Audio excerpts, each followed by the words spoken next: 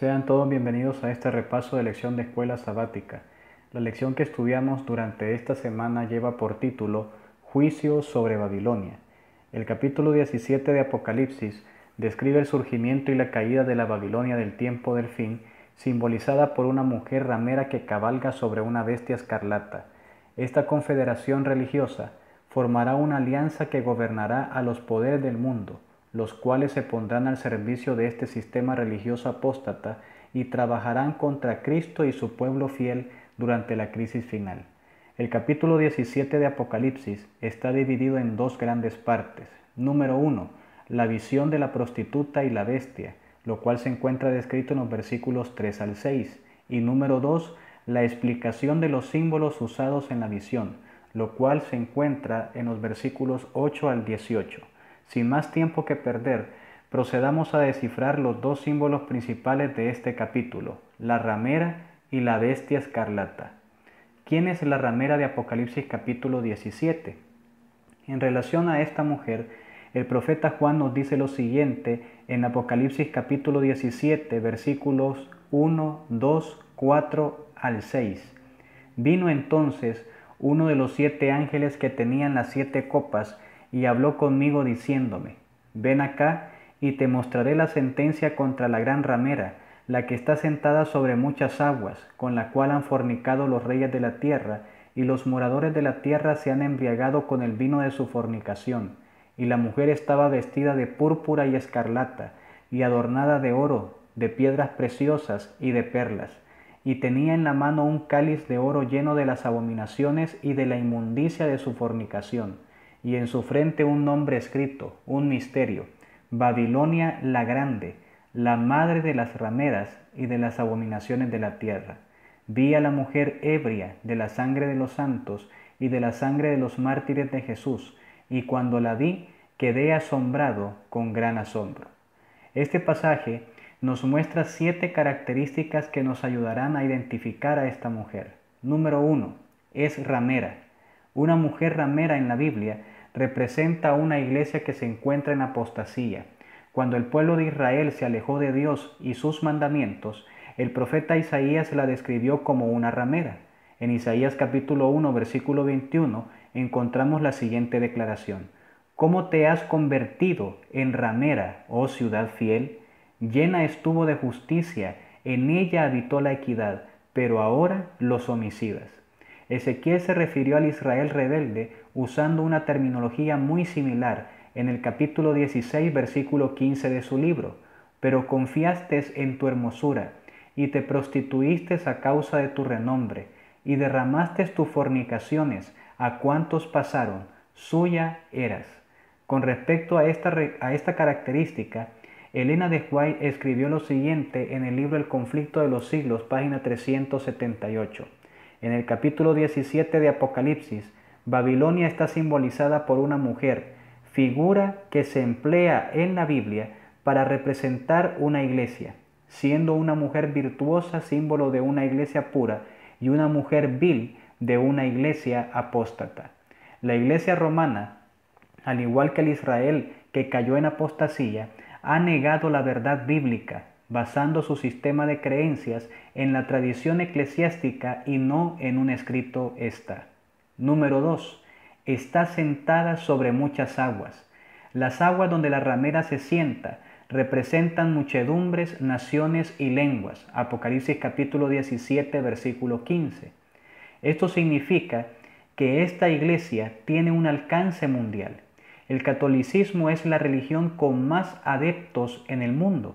Según el Anuario de Estadísticas Eclesiásticas del año 2016, entre los años 2015 y 2016, la feligresía católica pasó de 1.285 millones a 1.299 millones.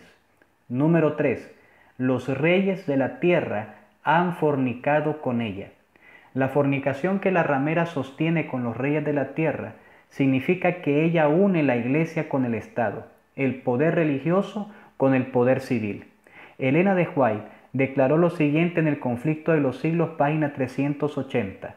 Por su alejamiento del Señor y su alianza con los paganos, la iglesia judía se transformó en ramera. Roma se corrompió de igual manera al buscar el apoyo de los poderes mundanos y por consiguiente recibe la misma condenación. Ninguna iglesia debe aliarse con el brazo del poder estatal.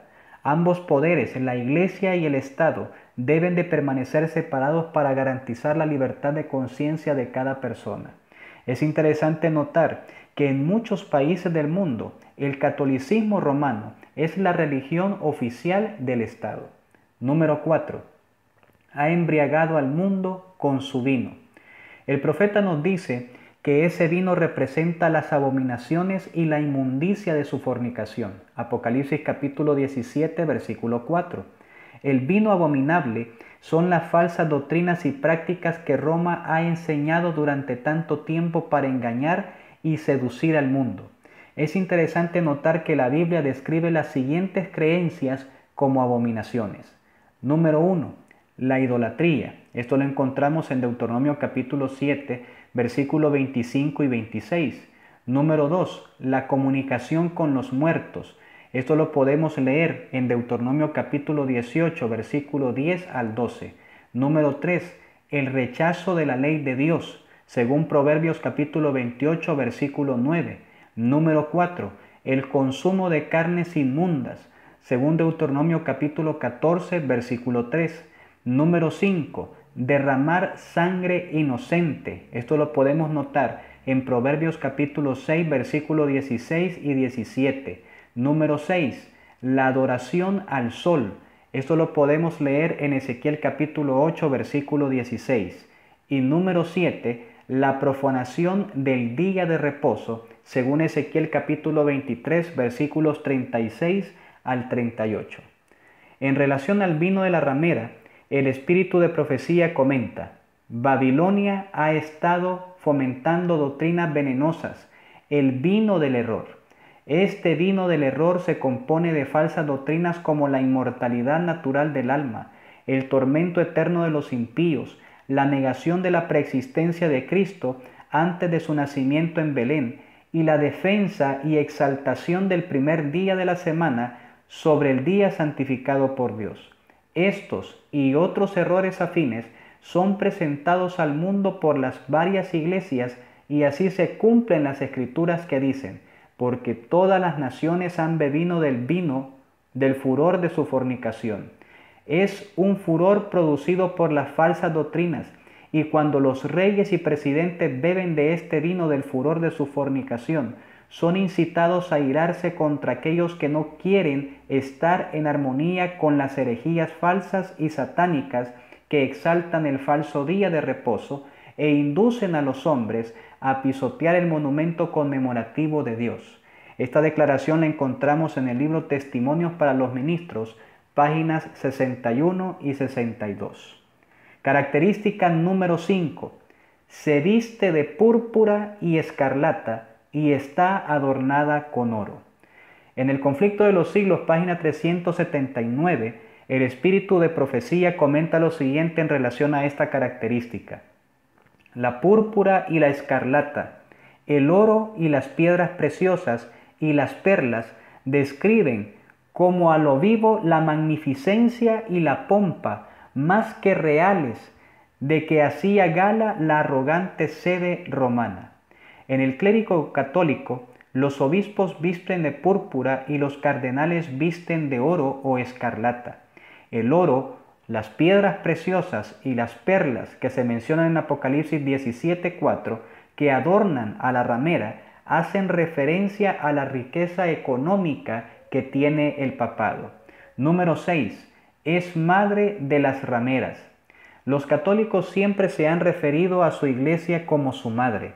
El Papa León XIII, en su encíclica Satis Comnitum del 29 de junio de 1896, declaró lo siguiente: amemos al Señor nuestro Dios, amemos a su iglesia, al Señor como nuestro Padre y a la iglesia como nuestra madre.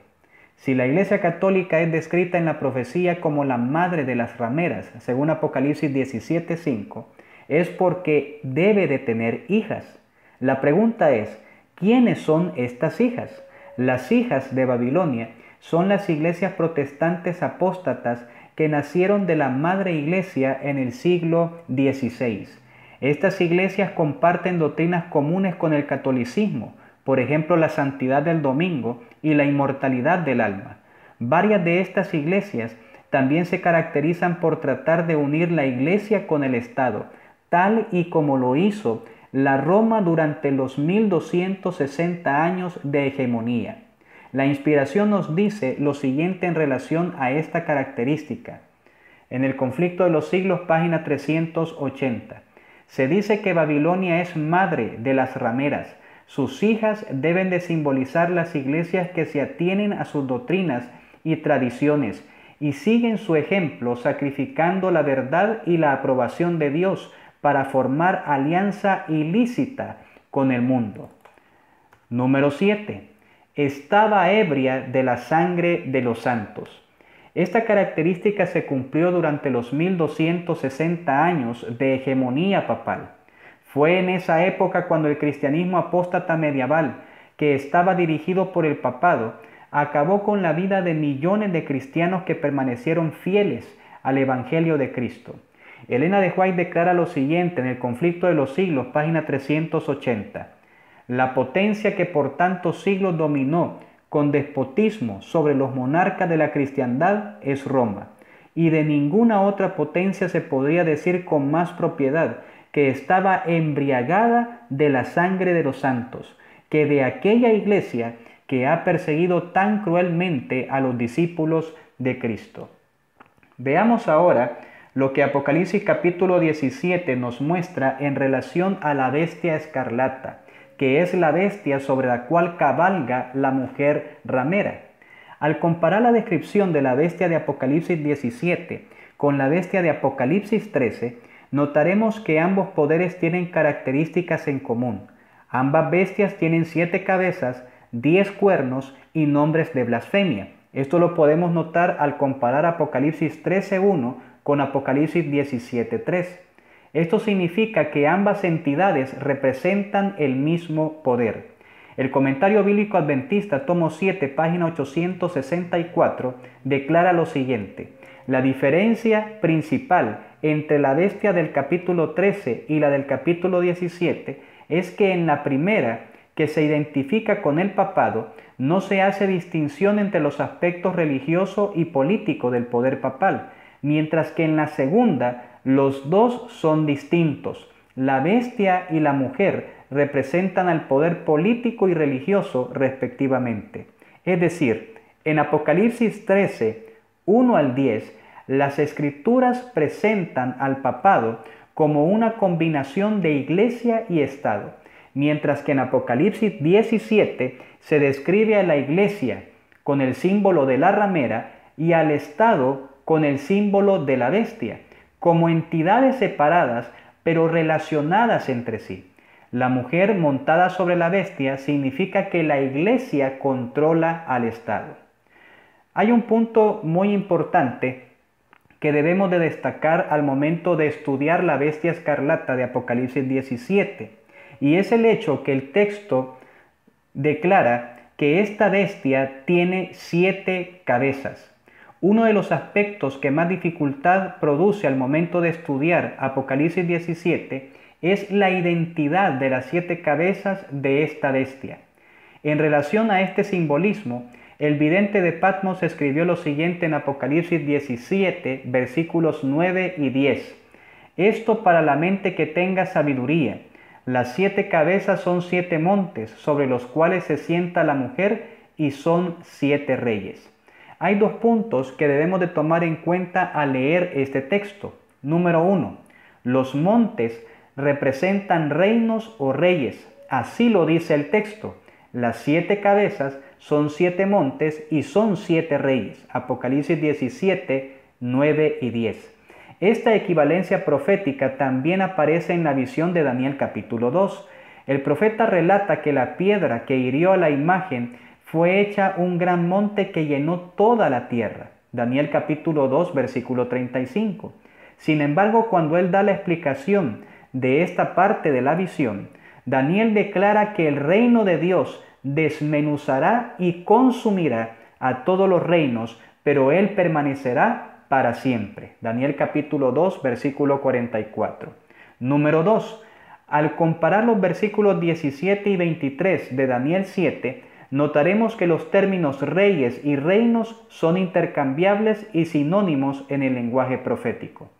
En base a las pistas que muestra Apocalipsis 17, 9 y 10, podemos concluir que las 7 cabezas representan a 7 reinos o poderes políticos que Satanás ha utilizado para perseguir al pueblo de Dios a lo largo de la historia y están listados o descritos en las profecías de los libros de Daniel y Apocalipsis. La pregunta es, ¿cuáles son estos reinos? A través de las etapas de la bestia y la sucesión cronológica de sus cabezas, el profeta Juan nos da una pista para poder descifrar este enigma. Apocalipsis 17:8 declara lo siguiente: la bestia que has visto era y no es, y está por subir del abismo e ir a perdición. Y más adelante el pasaje declara: se asombrarán viendo a la bestia que era y no es y será. En Apocalipsis 17:10 encontramos la siguiente declaración: 5 de ellos han caído, uno es y el otro aún no ha venido, y cuando venga es necesario que dure breve tiempo. Si extrapolamos las etapas de la bestia que están descritas en Apocalipsis 17:8 con la sucesión cronológica de sus cabezas, la cual se encuentra en Apocalipsis 17:10, notaremos que, número 1, la etapa pasada de la bestia corresponde a los 5 reinos que ya han caído, entre los cuales se encuentra la fase inquisitiva del papado durante los 1260 años. Número 2. La etapa presente de la bestia describe el momento cuando Juan vio una de sus cabezas como herida de muerte, Apocalipsis capítulo 13, versículo 3, y por lo tanto hace referencia a un periodo de inactividad del poder papal.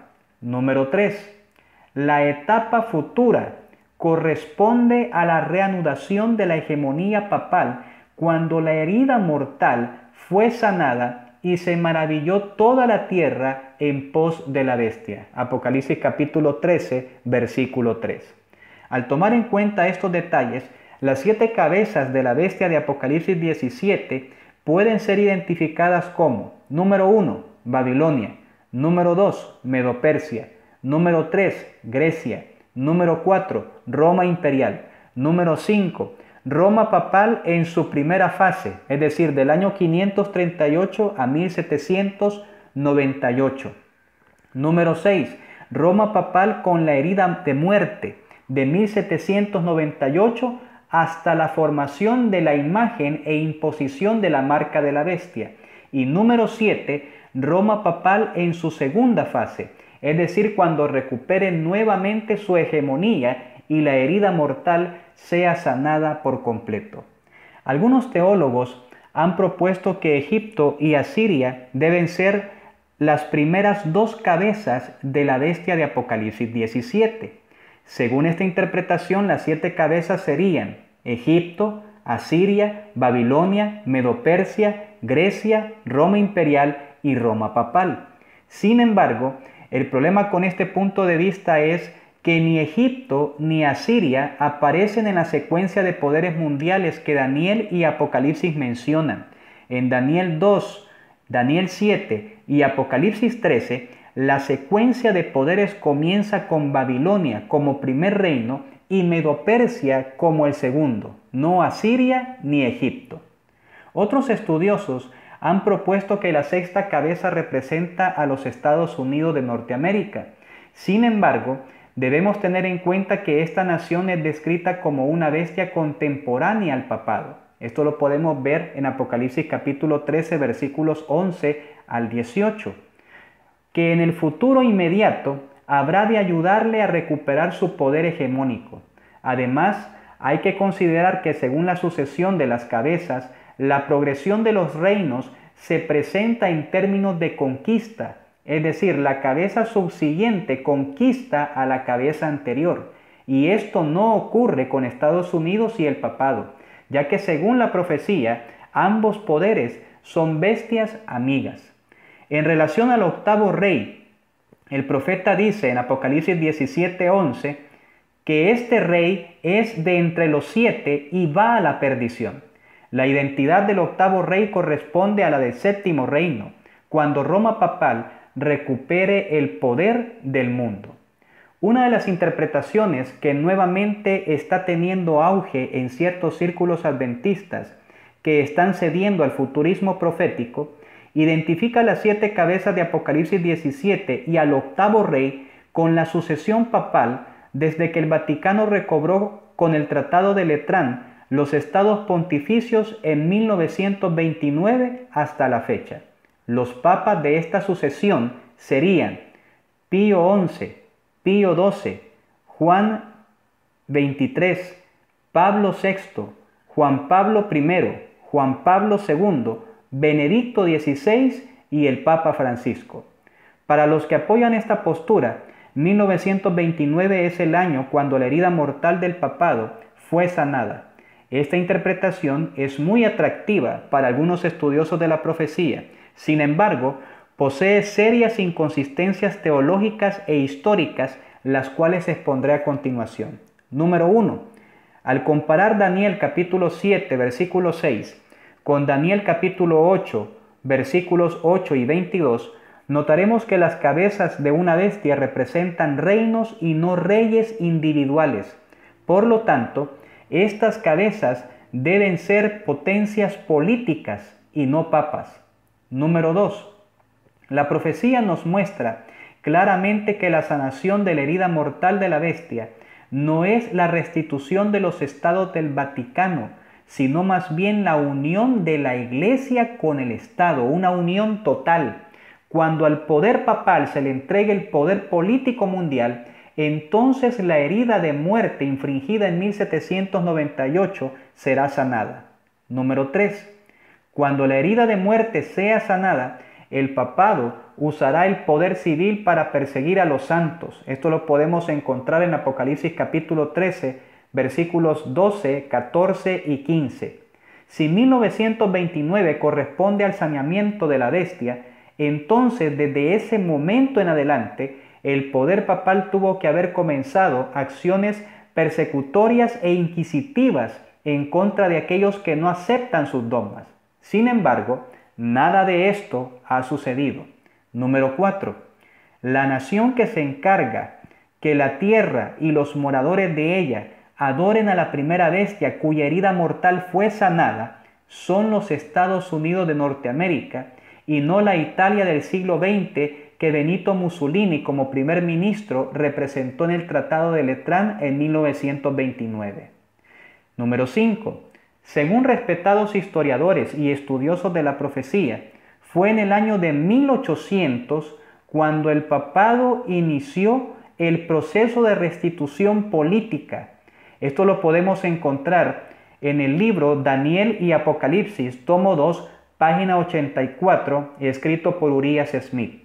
Si los exponentes de la interpretación de los 7 papas quieren ser honestos con su postura, deberían contar la sucesión de papas desde 1800 y no desde 1929. Obviamente jamás harán eso, porque desde 1800 han subido al trono papal más de 7 papas. Número 6. La profecía dice que la séptima cabeza es necesario que dure breve tiempo. Esto lo podemos leer en Apocalipsis capítulo 17, versículo 10. Esto significa que la última cabeza tiene un espacio temporal de gobierno inferior en comparación con las otras 6 cabezas. Los defensores de la interpretación de los 7 papas afirman que Benedicto XVI es la séptima cabeza por la sucesión papal desde 1929 y por haber tenido un reinado corto. Sin embargo, Juan Pablo I, quien sería el 5º papa desde 1929, solo estuvo 33 días en el trono. Este hecho histórico le da la atribución de ser el papa de entre los 7 con el periodo más breve en su pontificado. Este hecho histórico destruye la línea argumentativa de esta interpretación. Número 7. Los exponentes de esta interpretación consideran que Francisco es el octavo rey, que está descrito en Apocalipsis 17:11. Sin embargo, la Biblia dice que el octavo es de entre los 7. Esto significa que la identidad del octavo papa tendría que corresponder a uno de los que gobernó desde 1929 hasta el año 2013. Sin embargo, el Papa Francisco no es uno de los 7 anteriores. Algunos sugieren que el octavo sería un demonio que personificaría a Juan Pablo II, pero esta modalidad de la teoría de los 7 papas quedó descalificada con la elección del Papa Francisco. Otro elemento que contiene la bestia escarlata de Apocalipsis 17 son 10 cuernos. Los 10 cuernos, según Apocalipsis 17:12, representan 10 reyes que aún no han recibido reino, pero por una hora recibirán autoridad como reyes juntamente con la bestia. Los 10 reyes representan los reyes de la tierra en todo el mundo. En el pasado, los 10 dedos de los pies de la imagen, los 10 cuernos de Daniel 7, Apocalipsis 12 y Apocalipsis 13 representaban las divisiones de Europa durante los 1260 años. Pero al final de la historia, estos 10 reyes representan a los reyes de la tierra que se unirán con la bestia. Antes que los juicios de Dios caigan sobre Babilonia, resonará por todo el mundo el siguiente mensaje: salid de ella, pueblo mío, para que no seáis partícipes de sus pecados, ni recibáis parte de sus plagas. Apocalipsis capítulo 18, versículo 4. Hay muchas personas sinceras que aman a Dios y que actualmente se encuentran en este falso sistema religioso llamado Babilonia. Han sido engañadas. La luz de la verdad no ha disipado las tinieblas en las que se encuentran. En los últimos capítulos de la historia de este mundo, Dios utilizará a su iglesia remanente para dar este solemne mensaje de advertencia. Un mensaje que proviene de un Dios que anhela que ninguno perezca, sino que todos procedan al arrepentimiento. Segunda de Pedro 3:9.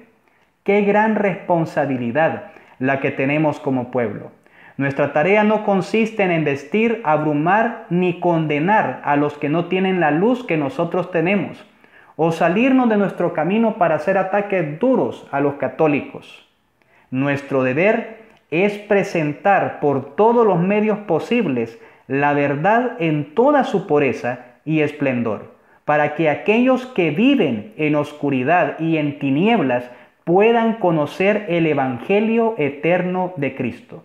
Nuestro Señor afirmó: y conoceréis la verdad, y la verdad os hará libres. Juan 8:32. Que Dios nos ayude a ser atalayas fieles que en este tiempo puedan proclamar con poder la verdad que liberta y salva.